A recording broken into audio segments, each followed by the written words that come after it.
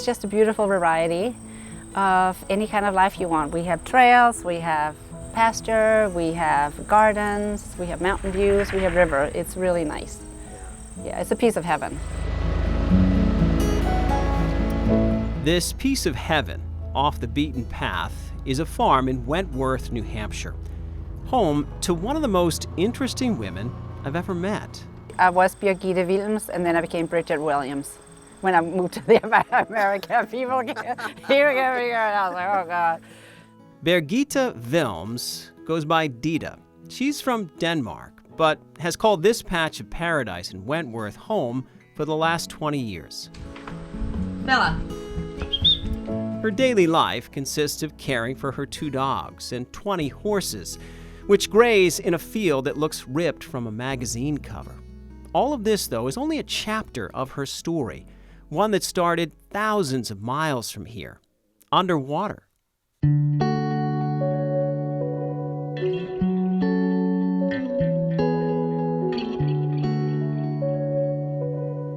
It was as a child Deda first saw scuba diving on television. On Saturday nights, they would be playing the Jacques Cousteau, and that really sparked my imagination. So much so, Deda would forego a career in nursing, travel to California, and become immersed in the world of scuba. That was magic. That was total magic, beyond belief. And being on the reefs and experiencing the colors and the behaviors and being right there was fantastic, beyond belief. After getting married, Deda and her husband ran scuba tours, taking divers to exotic locations. Papua New Guinea several times, Indonesia, Galapagos, Cocos Islands, Vanuatu, all the great spots. And their main goal, taking photos of undersea life. It was true frontier, and a lot of times to some of the destination, we were part of the exploration. We were diving reefs nobody has ever dived on. You can actually, with the luxury of time that I had, the animals would actually get used to me, especially the octopus and some of the other fish. You could almost semi-tame them a little bit by being there and just be patient. This is an example of one of Deda's best pieces, I think. It's a blue starfish with a tiny little brittle star attached to it. Friend and author Paul Erickson is a fellow photographer. He remembers seeing Deda back in the days of film, wielding heavy equipment just to get the perfect shot. This weighs about 15 pounds, but this is just part of the gear she would take underwater.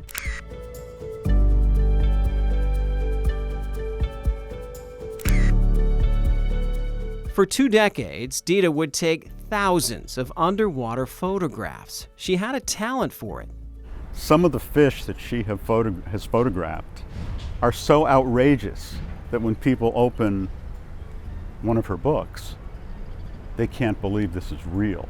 Even with so many photos, Deda can remember each moment she encountered these amazing creatures. I had 10 pictures left, and I see this beautiful spiny seahorse on this piece of soft coral, so it's like, yeah, that's gonna look good.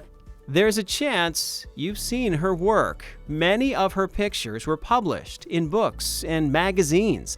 So many, she would lose track. I also was in Life magazine. I was actually standing in a local supermarket and I said, oh, I wonder if I'm in here. And I was in here.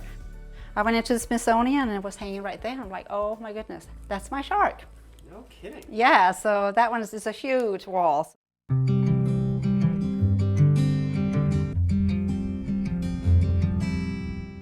After years of traveling the globe for the perfect shot, Deda wanted a change. She wanted peace and quiet. She found this place. You know, plopped in 260 acres with beautiful nature and a beautiful river close to the national forest, trails, friendly people. Yeah, that's how I ended up here. In New Hampshire, Deda Wilms would take on her biggest role yet. She adopted 2 girls, all while running her farm named Kokonini, which means seahorse, a nod to her 2 passions. You know, when you've been in the ocean as much as I have, you always will have a little bit of salt water running through your veins. It's just how it is. The ocean is always closed, and I dive. I'm in the Solomon Islands, in the Red Sea, in Papua New Guinea every single day because I edit. From her home office, Deda is on a mission to use her many photos for something new. These are my slides. These are after, it's only 25% of what I used to have. Deda is using part of this massive collection of photo slides to share with children. I hope they're inspired. I hope they get drawn to the ocean. My books very much hold a space for them. She's putting together a series of books for young kids using ocean animals. This is my color book. This one I'm working on, scanning these. This is the white, black, red. There's the starfish.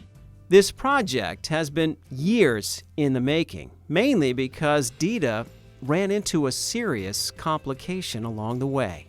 I went to Dartmouth, and from then it was like very obvious with the ultrasound that things were serious. A few years back, she was diagnosed with breast cancer. She would endure harsh treatments, beat the disease, and even write a book about her experience. I don't consider myself a survivor because I never considered myself not surviving. I just knew I was going to have a rough time, but I was getting through. While she may be landlocked these days, Deda is still taking photos and diving into her work. This is the one I'm starting with, an Ocean ABC alphabet book. Hoping her catalog of photos will take young people around the world one letter at a time. Just have them explore and be happy in the books.